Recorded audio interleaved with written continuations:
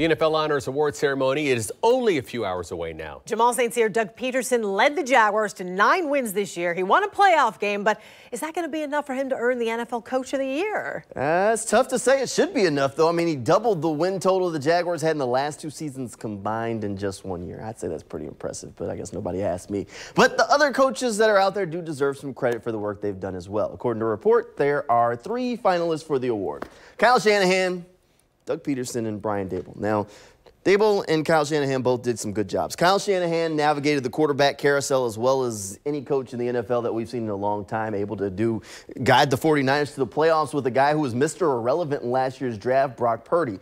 I'd say that's pretty impressive. And then Brian Daboll took over the Giants, another team that had kind of been in turmoil for a little while, and able to navigate them to the playoffs and even make their quarterback, Daniel Jones, look like a guy that they want to keep there in New York for the future. So I'd say Brian Daboll has also done some good things. But I could stand here and make a really big pitch for Doug Pederson. I know a lot of you out there know what he's done, but I think someone else did it for me yesterday. Trevor Lawrence put out a letter, and everyone loved everything he had to say. Well, I just want to point to one little part of that letter. Take a look. Trevor said, "One of the things I remember from last season is thinking, how will we ever get guys to stay here or even come here? It was only a year ago that I was worried about that, and now what I hear is guys talking about how this is a family.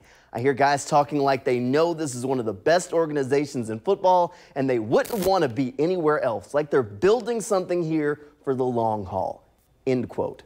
That sums up why Doug Pederson should win Coach of the Year. All due respect to the other coaches, but Doug Pederson walked into a pretty messy situation here. A franchise that hadn't really won a lot of games in years, a culture in the locker room that was not great, really not existent, and just flipped the script. Everything one season, and now everybody's talking about the Jaguars possibly being perennial playoff contenders for years to come, and how everything is all roses and daisies around the Jaguars facility, and everybody's excited. Honestly, I don't think it gets very much simpler than that.